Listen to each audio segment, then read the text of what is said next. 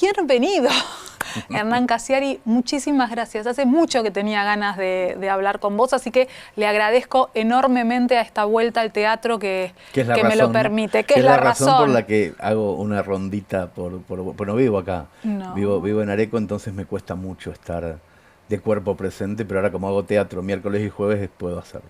Y haces teatro que está yendo muy bien y que entonces extendieron, porque al principio pensaban únicamente mayo. Sí, va a ser mayo y junio, y no creo que podamos extender tampoco porque depende mucho, por un lado, de la rodilla de mi vieja, que no está para grandes fiestas, y yo que no tengo tampoco una agenda para poder hacer cosas rutinarias, semanales, como por ejemplo fingir ser actor, que es lo que estoy haciendo en este momento, que me divierte un montón, pero que me saca tiempo para mis actividades. ¿En qué momento entendiste que eras bueno en lo que haces?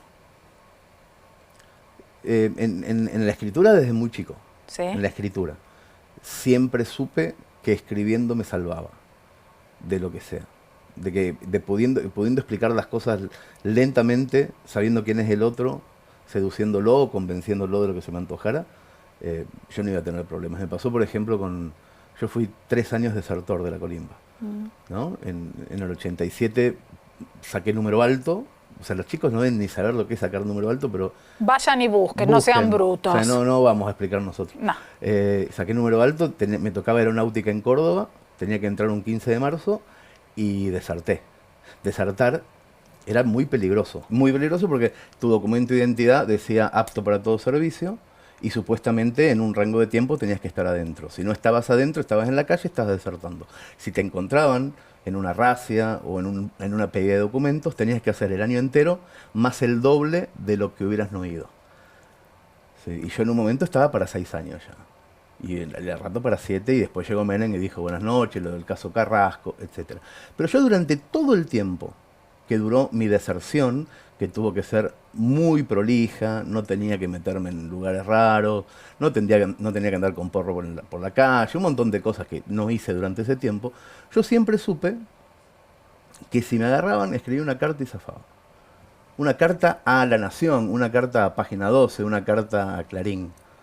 Yo sabía que si ocurría y me daban la opción de hacer una carta, yo zafaba y se terminaba el servicio militar obligatorio.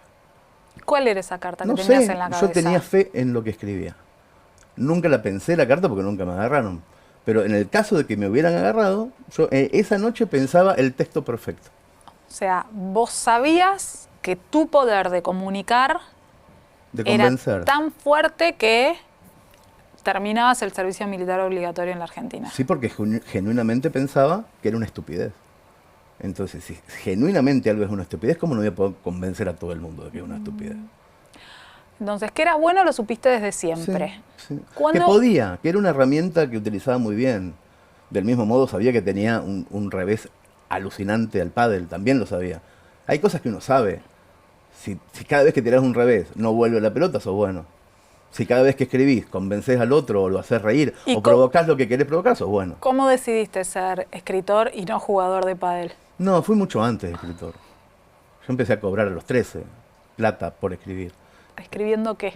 Escribía crónicas de básquet en el diario. O sea, quiero decir, yo empecé a trabajar en un diario muy chiquito. Muy chiquito. Era ese el camino. Era ahí. Es que yo nunca pensé en otra cosa. O sea, jamás. Cuando Gasalla lleva Más respeto que soy tu madre al teatro, ¿algo cambia? Económicamente, sí. Mi primer $1.000.000 fue con eso. O sea, se vendieron 1 millón de entradas, yo cobraba 1 euro por entrada. Era mi participación. O sea, el día de la fiesta del 1.000.000 de espectadores, yo tenía 1 millón de euros. ¿Vos te imaginabas antes, ese que empezó escribiendo a los 13, se imaginó en algún momento que iba a haber $1 millón todos juntos? No, pero ni siquiera estaba en la búsqueda. En mi caso, ser escritor, yo quería ser escritor cuando los escritores eran bohemios y borrachos y morían de cirrosis a los 55. De hecho, hasta yo quería esa sensación de riesgo. Cuando vos querías ser escritor en los años 80, que es lo que me pasó a mí, en los 70, en los 80, cuando sos chiquito, había uno que tenía plata. Uno, García Márquez. Y se acabó. Los demás vivían como podían, hacían un poco de periodismo, eran profesores de no sé qué, daban talleres de no sé cuánto. Y siempre fue esa mi... yo sabía que cualquier éxito tenía que ver con morirse de cirrosis a los 55 y pasarla más o menos bien, dentro de lo posible trascender 1 o 2 generaciones, que te leyeran, pero ni pedo estaba la guita en el medio de todo eso. ¿Y cuando la guita llega, te llevaste bien con eso o había un cierto prejuicio por todo eso que uno traía encima? No, la abrazaste de una. No, justo al contrario, la dilapidé muy rápido, la reinvertí en otras cosas que tenía muchas ganas de hacer. No tengo una relación muy fraternal con el dinero. No me interesa mucho el dinero. Por eso puedo hablar con tranquilidad del dinero. Bueno, desde Orsay tengo entendido que tienen un esquema económico completamente distinto que en el resto de las editoriales, sí, claro. con los autores y con quienes comparten sus historias, que ganan realmente mucho mejor. Sí, y justamente para poder hacerlo de esa manera, el que está en la punta de la pirámide tiene que ser... le tiene que dar muy poca importancia a su propia colección de billetes. Hay gente que colecciona billetes con mucha fluidez, o sea que está todo el tiempo pensando en eso. Y entonces lo que ocurre cuando va bajando la pirámide es que la gente cobra muy poco, que hay gente que llora en los baños, que hace 6 meses que no cobran. En Orsay ¿Eso en las editoriales en general o en el mundo? En los medios. En los medios. En todo lo que tiene que ver con lo cultural. En todo. ¿Cómo decidís armar la editorial? Yo tenía unos contratos muy suculentos con un montón de empresas multimedios privados, en donde sentía que estaba tocando el cielo con las manos. Me empezaban a publicar en Europa, en Argentina, en México, en Francia. Editoriales grandes, acá Sudamericana, Grijalbo en México, Calman Levy en Francia, Plaza y Janés en España, Random House Mondadori en todo el mundo. Y al mismo tiempo empezaba, gracias a los blogs, haber escrito en blogs 1 vez por semana un cuento de forma gratuita, se generó tremenda comunidad y entonces los tiburones te vinieron a buscar. Vamos a lucrar con todo esto, como este señor le va a estar dando gratuitamente cosas a la gente. Entonces, y yo sentí que era lo que esperaba el chico de 15 años que yo fui. ¡Wow! De repente viene La Nación de Argentina y tengo una columna todos los domingos sobre lo que se me antoje. Y de repente viene el diario El País y tengo una columna todos los viernes. Y era mi trabajo, una columna en El País, una columna en La Nación y 5 editoriales que publicaban lo que yo hacía. Y me empecé a asfixiar muy rápido, muy rápido. Empecé a conocer la verdad de todos esos lugares, empecé a entender lo triste que era y muy rápidamente me fui. La editorial Orsay nace de querer hacerlo de otra manera. O sea, pasaron cosas muy de cambiar las horribles. reglas. En el diario El País, me acuerdo perfectamente, yo tenía una columna y fue un poquito antes de la crisis europea, antes del 2008-2009. Y había mucha publicidad, entraba mucha publicidad al papel, al diario de papel. Y cada vez que entraba una publicidad nueva, a mí me sacaban cantidad de palabras. La publicidad era más importante que yo. Yo tenía 600 palabras y un día tuve 480 y un día 320. Y en La Nación, que no entraba tanta publicidad, lo que me pasaba era que permanentemente me llamaba la editora para cercenarme un chiste, una idea. Digo, pero me están llamando a mí, si me llaman a mí, hago esto. No, pero del Papa no se puede hablar. Pero no estoy hablando del Papa, es un chiste en general a la Iglesia Católica, no, menos, eso por el lado de lo periodístico, ¿no? Mucha publicidad te cercenan las palabras, no hay publicidad te cercenan las palabras. No importa por qué, no podés escribir con libertad absoluta. Y del lado de las editoriales era mucho más simple la ecuación. Una ecuación económica donde te cagan de arriba un palo todo el tiempo. Es una cosa, pero muy increíble, que pasa hasta el día de hoy. Yo me di cuenta de una forma muy divertida. En ese momento estaba Gasalla haciendo Más respeto que soy tu madre acá, y yo estaba con un libro que se llamaba Más respeto que soy tu madre. O sea que la publicidad que tenía ese libro obviamente era alucinante. La obra de teatro más taquillera de la década. Y en las vitrinas de la gente que salía del teatro, en todas estaba Más respeto que soy tu madre. Yo vivía en Barcelona en esa época, y un día vine a charlar con el director de Sudamericana, que en ese momento era Pablo Beluto, Y entre la charla y charla me da la liquidación anual de Más respeto que soy tu madre, edición de bolsillo, no la edición tapadura. Y la edición de bolsillo me decía que en la Argentina se habían vendido 789 ejemplares ese año. Yo muy ingenuamente dije, bueno, será la edición de bolsillo, que se habrá vendido mucho la otra, ya me dirán la otra, no sé. Una edición chiquitita, amarilla, que había salido. Me voy a Mercedes a visitar a mi vieja, voy al centro y me encuentro con el librero, con Andrés Monferrat, que es el librero de la librería Yelen, una de las dos librerías que hay en Mercedes. Y me dice, Andrés, se está vendiendo como pan caliente el librito tuyo, ¿eh? ¡Qué hijo de puta! 600 vendí. 600, Andrés Monferrat. En una librería. En una de las dos librerías de mi pueblo. En Mercedes. Y 789 a nivel nacional. El 189 a nivel nacional, 600 en Mercedes. ¿Qué hiciste? ¿Lo llamaste? No me fui. Eso habrá sido en julio-agosto del 2010. Y el 30 de septiembre, que para mí es una fecha patria interna, escribí un texto muy largo en mi blog que se llama Renuncio, renunciando públicamente, sin avisarle antes particularmente a nadie, que renunciaba a Plaza Ijanés, a Grijalbo, a Mondadori, a Sudamericana, a Calman Levy, a La Nación por esta razón, al País por esta otra, y que desde ese momento, si alguien quería encontrar mis libros en algún lado, iba a haber una editorial que se iba a llamar Orsay, con una revista del mismo nombre, sin publicidad. La revista Orsay no tiene publicidad ni un centímetro, ni lo tuvo nunca, no tuvo nunca subsidios estatales, ni privados, ni nada. Y que los autores de esa revista iban a escribir el largo que se les antojara, y que en mi editorial los autores iban a cobrar el 50%, iban a tener entrada a la imprenta para saber, para auditar cuánto imprimíamos, y que nunca jamás en la vida los íbamos a cagar. Y esto es Orsay. Orsay es una editorial. Cambiaste las reglas del juego de la industria absolutamente. Si hay algo que yo no soportaba, era que me dijeran, es la única forma que hay de hacerlo. Que era lo que te decían todo el tiempo. Orsay propicia que esa respuesta no exista más. No existe más la respuesta, no se puede hacer de otra manera. Se animaron a hacerlo de una forma distinta y hacer cosas que otros no se animarían. Hace poco, te conté antes de empezar, estuvimos acá charlando con Cayetano de No va más. Yo no sé si cualquiera saca un libro contra los casinos y contra esa industria. Es solamente cuando no recibís publicidad de nadie nunca lo podés hacer. Cuando no recibís publicidad de nadie nunca, podés investigar bancos. Podés hablar del juego online de manera nociva. No tenés que responderle a nadie. Cuando no recibís subsidios nunca, cuando nunca le pedís plata al Estado, también podés hacer lo que se te Ahora antoje. voy a hablar de eso, pero ¿qué pasa con la universidad? ¿Qué tenés ganas de que pase y cuál es el sueño? Yo creo que hay dos caminos de sueño. Hay uno un poquito más formal, que tiene que ver con que nosotros en la revista y en la productora audiovisual no estamos encontrando recambio.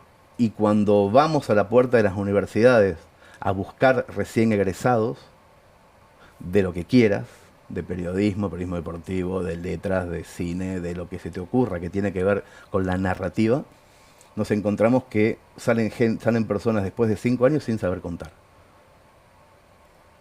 Problemón. Pero problemón de características épicas. ¿Cuánto influyen las redes sociales en esto?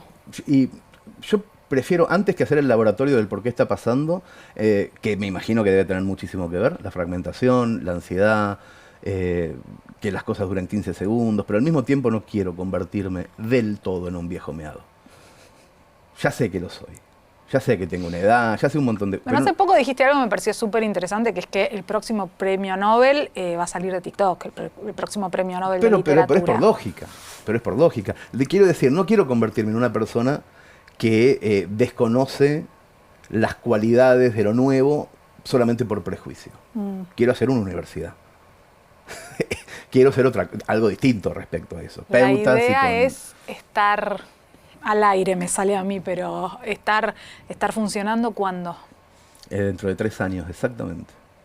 Y hacia eso están trabajando. Estamos trabajando con mucha fuerza en conseguir un predio. Se habló hace poquito de un predio de la Cámpora, que iba a ser un predio de la Cámpora para la Universidad Orsay. ¿Eso es así? Yo no conozco la Cámpora, no sé qué es. Yo lo que sé es que pedí en mi pueblo un lugar, se lo pedí al municipio. El municipio en este momento está liderado por Juan Eustarroz, que es hermano de crianza de Guado de Pedro. Guado de Pedro pertenece a la Cámpora. Y yo supongo que la gente maledicente tiene muchísimas más ganas de contarlo de esa manera que de la manera correcta. Que es un escritor que va a su pueblo a pedir un lugar para hacer un lugar maravilloso en su pueblo. De hecho, a 5 cuadras de mi casa.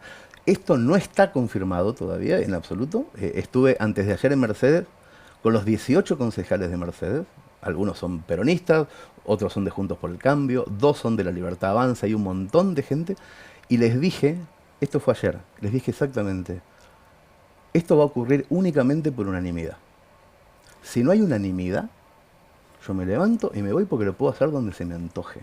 Lo que no quiero que pase es eso.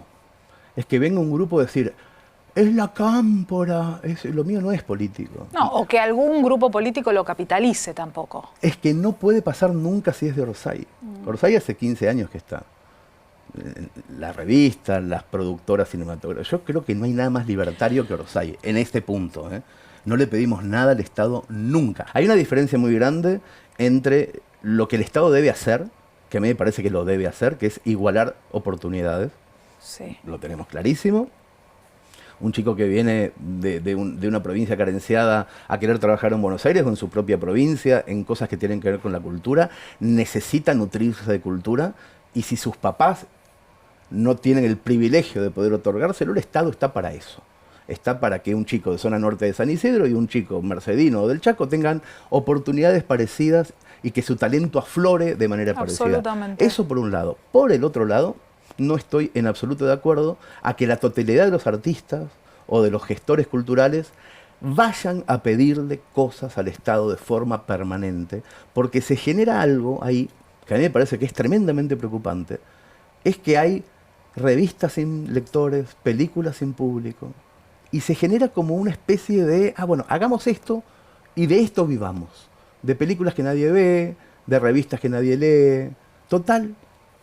Entonces, achancha eso. Yo no lo digo desde un costado político, lo digo desde un costado artístico. Te achancha. No terminás sabiendo nunca si alguien se emocionaría con tu historia. No es loco. No le importa al artista no saber si alguien se emocionaría con su historia. Entonces, la división es muy complicada. ¿Cómo haces para limpiar del pincelito de lo necesario, de lo rutinario, del kiosquito? Es difícil eso. Claro, porque en el medio se mete la corrupción y ¿no? Podemos discutir el Inca, que hoy no está, pero el Inca se autosostenía, no había fondos públicos, pero sí había una decisión de cómo se otorgaban esos fondos. Más allá de esto que estás diciendo, digo, financiar una película que después tal vez ven 250 personas no es lo lógico. Financiar a los de siempre no es lo lógico. Claro. Financiar a los amigos no es lo lógico. Pero al mismo tiempo tiene que existir. O sea, no hay contradicción, y ese es el gran error de este gobierno. No encontrar el matiz. Están incapacitados para matizar. No saben matizar. Es justamente porque son verborrágicos y violentos, es todo nada, es todo una discusión a los golpes. O sea, imagínate en una discusión de un matrimonio en un departamento donde están charlando, o una discusión donde uno está tirando platos todo el tiempo. Bueno, estamos en ese punto de la batalla cultural. No estamos debatiendo la batalla cultural en una mesa. Hay un grupo de locos tirando platos y libros y rompiendo cosas que algunas estaban sucias, otras estaban muy bien. No rompas eso que estaba bien. ¡Pah! Bueno, eso puede ser porque... Ya pará, ¡pah! Estamos ahí. Hay también un tema de formas, ¿no? Porque hay cosas que tal vez es necesario hacer, pero que no dejan de ser dolorosas. Y que si salís a festejar eso que estás haciendo, ¿no? Como... Listo, tengo que cerrar todo esto y tal vez está bien. Estás hablando de Adorni. De festejar cosas tantas familias sin trabajo. Seguimos en esta pelea eterna los argentinos de igual la que no podemos salir nunca. Sí, igual está distinta la pelea, ¿eh? Está distinta. A ver. No es la misma. Quiero decir, ya se extraña la pelea con Macri. Se extraña. O sea, era mejor. Te parecía, en su momento a mí me parecía insoportable. Hoy lo necesito. Fue a la escuela, por lo menos. Claro, o sea, lo que está pasando hoy es de una absoluta impotencia. Lo que hace un jefe de gabinete o un vocero presidencial en la mañana, festejando despidos, independientemente de lo necesario que sean, genera impotencia, pero enorme impotencia. Entonces eso no es ni siquiera un debate.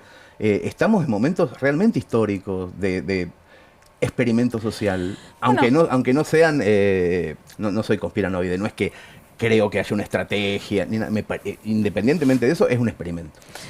Vos viviste mucho tiempo en España. Sí, mucho. ¿Qué te pasa con lo que se está viviendo con España? Yo no estoy muy de acuerdo con que el PSOE sea el socialismo. Es una cosa muy europea pensar que eso es la izquierda. Está muchísimo más cerca de nuestra centro-derecha, pero bueno, pero para ellos digamos que es el socialismo. Me da un poco de risa. Para Milei es el socialismo. Me da un poco de risa todo eso, ¿no? España es muy careta, es tremendamente careta. Es muy insólito este tipo de bicho raro llegándoles.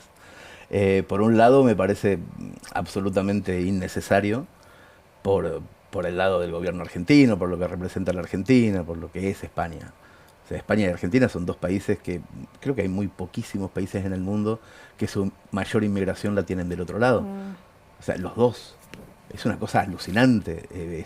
Y obviamente Milei yo creo que incluso sabe que no va a pasar nada. O sea, cualquier cosa que haga, aunque queme una bandera española y se la meta en el orto esta noche en el Luna Park, no va a pasar nada con eso. ¿Crees que se usa para tapar otras cosas más profundas? Y eso significaría que el gobierno tiene una estrategia inteligente, y yo lo dudo mucho.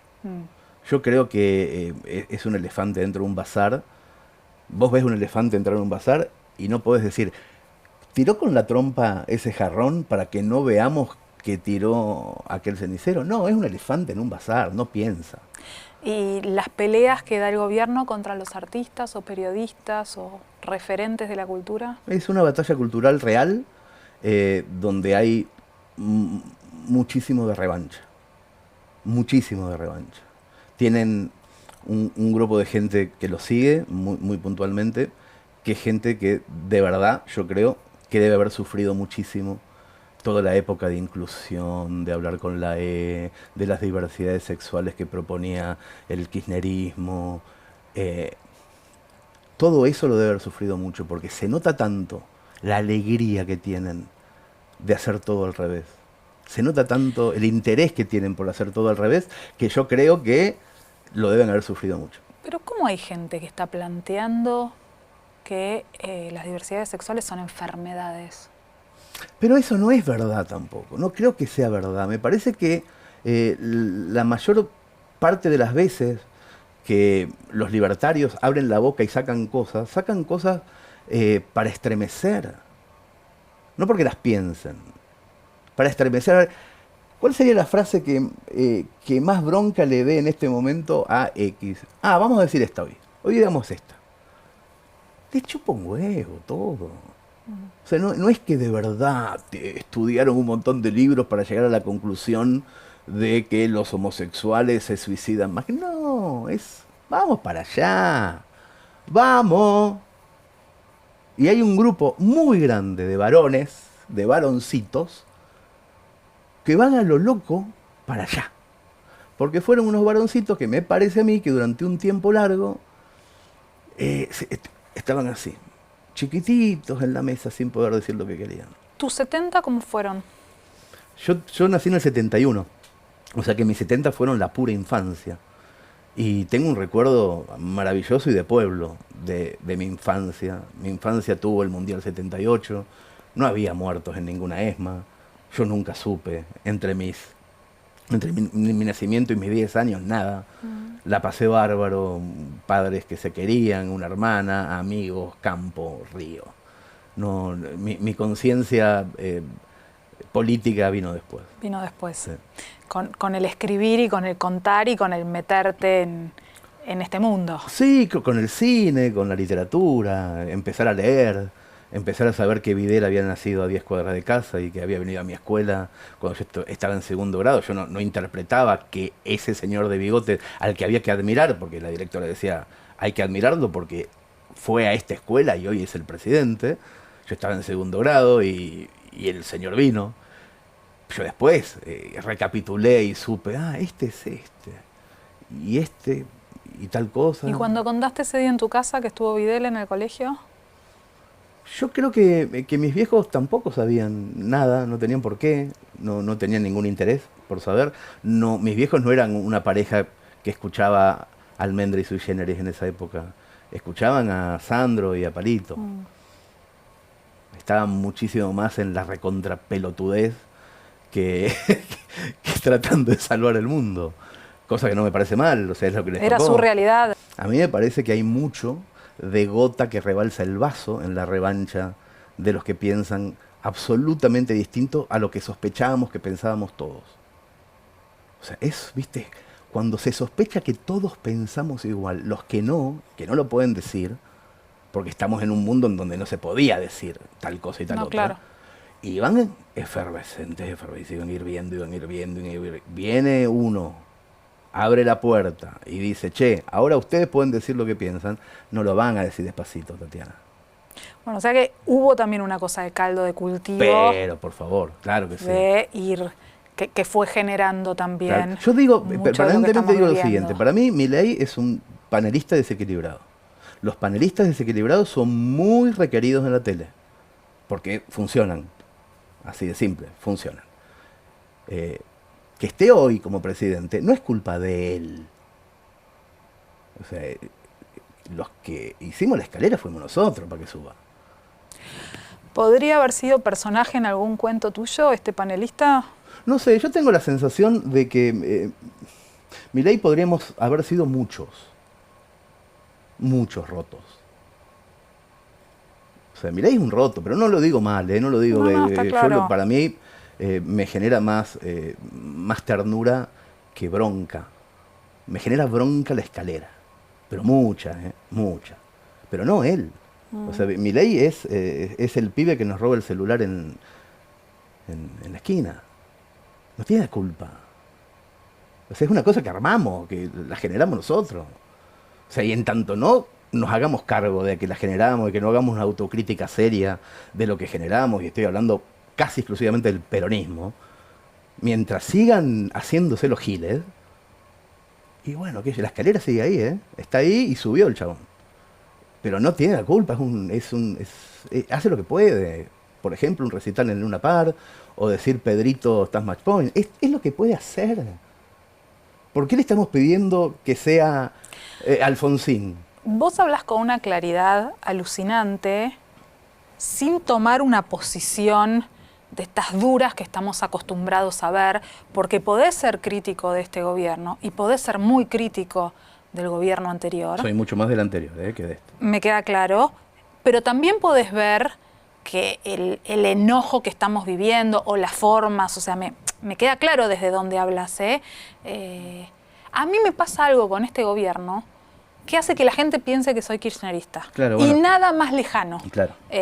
Entonces, estamos en un momento social en el que si uno no defiende cualquier cosa a cualquier costo, y si uno dice, no, mira, yo hay derechos y libertades que conseguimos que no voy a cuestionar, porque me parece que está mal, y eso automáticamente te vuelve kirchnerista o peronista. ¿Te vuelve? ¿Pero desde dónde, Tatiana? Desde un grupo de descerebrados en Twitter. Yo no me encontré a nadie en la calle diciendo las barbaridades que dice la gente en Twitter. La gente es muchísimo más civilizada en la vida real. No es verdad. Okay. No es verdad. De hecho, yo se lo digo a muchísima gente que se angustia con lo que le pasa en las redes sociales, gente que se angustia de verdad, que se pone ansiosa, a mí me divierte un montón esa parte de la vida, porque es como decir, bueno, yo abro acá, ahora abro esto, salen un montón de moscas y yo le hago así a las moscas y digo, bueno, es un rato que estoy jugando acá y cierro. No es verdad, no pasa eso. Me gusta, me voy a quedar con esto. Ayer con lo que pasó, fui a Mercedes, les propuse a todos los consejos, al Consejo Deliberante entero, un sueño gigantesco. Algunos se emocionaban, otros decían que sí, ¿cómo va a ser? Bueno, un alquiler, un comodato, qué sé yo qué. Y al toque sale una noticia que dice, una supuesta universidad del escritor K. Cassiari, que es amigo de la Cámpora. Todo eso es el caldo de cultivo de un microclima que no es real. No es real. No está pasando. Es un grupito de gente en su casa con diferentes estados de problemas de salud mental enloquecidos. ¿Nunca te agarró la situación del ojo en blanco y que no pase nada? No solo en la radio, en la vida, digo. En 1999 fue la última vez que me pasó algo así. Escribí un libro después que se llama Charlas con mi hemisferio derecho, que son cuentos que surgieron gracias a un método que inventé para ver si podía salir de ahí. No podía escribir, estaba todo el tiempo con el ojo en blanco y un sábado del 99 vi que había una Bic azul y una Bic negra y digo, voy a hacerme preguntas con la Bic azul. Preguntas que no sé si tengo la respuesta y voy a tratar de ser tremendamente sincero con la Bic negra. Y empecé a hacer eso y me empecé a dar cuenta que la Bic negra era el hemisferio derecho, el que estaba trabado. Y le empecé a preguntar por qué y empezaron a salir unas cosas, pero unas Gran cosas ejercicio. que no tenían nada que ver con la literatura. Esas ¿Se cosas publicó todo? Maceraron y mucho tiempo después las encontré manuscritas. Ya no sentía más vergüenza de todo eso. Y Charlas con mi hemisferio derecho son todas esas charlas de 9 sábados. ¿No filtraste? No. No, porque además me parece espectacular todavía hoy que eso haya ocurrido. Gran ejercicio. Que eso haya ocurrido. Ahora, vos haces cosas súper disruptivas para la industria, sobre todo editorial, cuando de repente un día decidís liberar todos tus libros. O cuando retan a un alumno o a una maestra, no me acuerdo, por... No retan, expulsaron a un profesor. Expulsan a un docente, ¿qué es lo que hiciste? ¿Fuiste al colegio? Sí, no, hablé con la ministra de Educación de San Juan, con la rectora, con la profesora. Me di cuenta de que hay toda una cantidad de gilada ahí adentro que no tiene nombre. Pero sí, después fui a San Juan, hice un recital de cuentos gratis para todos los alumnos era lo de que esa me escuela. acordaba. Él leyó un cuento mío, una versión acotada. Yo tengo cuentos con versiones para radio, para tele, la versión original. Y el chico leyó un cuento de 4 minutos que era mi versión televisiva, donde no había ninguna mala palabra ni nada. Y un chico, en realidad unos cuantos, pero uno en particular, le gustó tanto que sabiendo que existía la versión grande, se fue a la casa a buscar la versión grande. ¿Qué más tienen que generar los docentes que esa curiosidad? Hay que darle un premio a ese docente. Mandó a un alumno a la casa a buscar un cuento.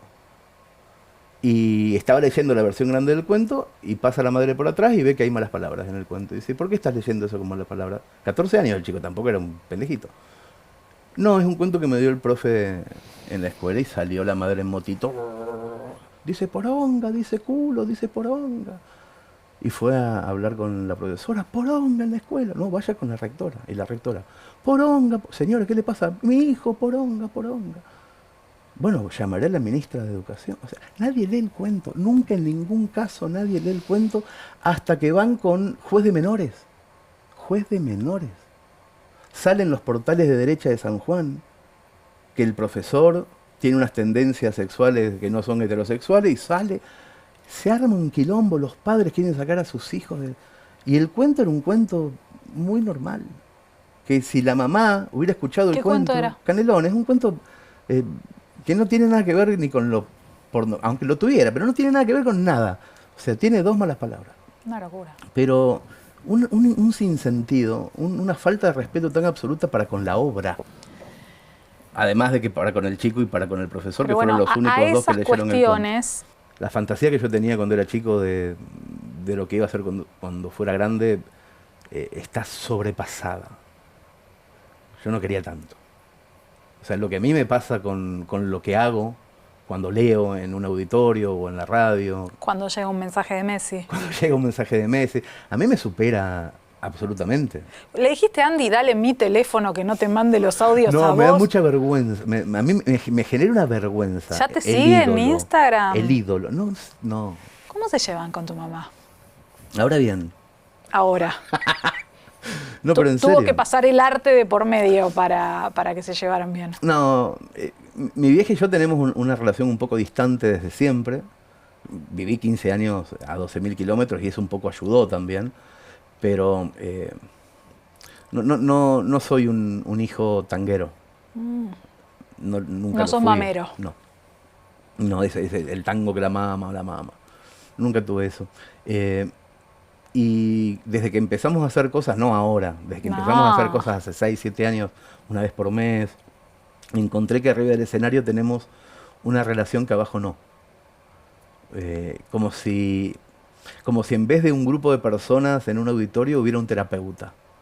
Entonces, lo que decimos, no lo decimos a solas, lo decimos sabiendo que hay un tercero que puede tomar una decisión respecto a eso. ¿Te caga mucho a pedos en el escenario, en esta obra? No, mi vieja no es de cagar a pedo. Mi vieja es una señora que en mi recuerdo me pegaba mucho cuando era chico. Entonces yo mentalmente salí de ahí, pero capaz que corporalmente todavía no.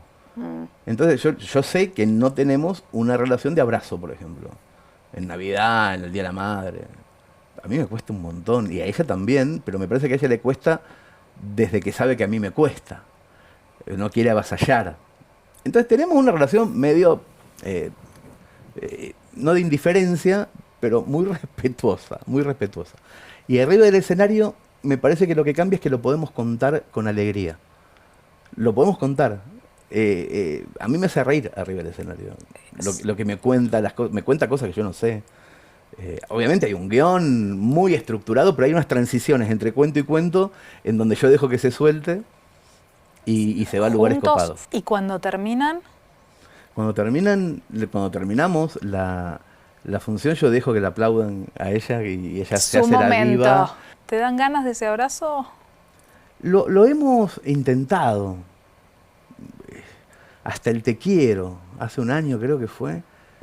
No me acuerdo si era el cumpleaños de mi hija chiquita que vino, y no sé qué le habrá pasado, nunca le pregunté. Pero antes de irse, en vez de saludarnos como siempre, que es un beso, yo le doy el beso y me abraza. Y me dice, te quiero. Y lo noté reforzado, como que una amiga le dijo que había que hacerlo, alguna cosa así noté.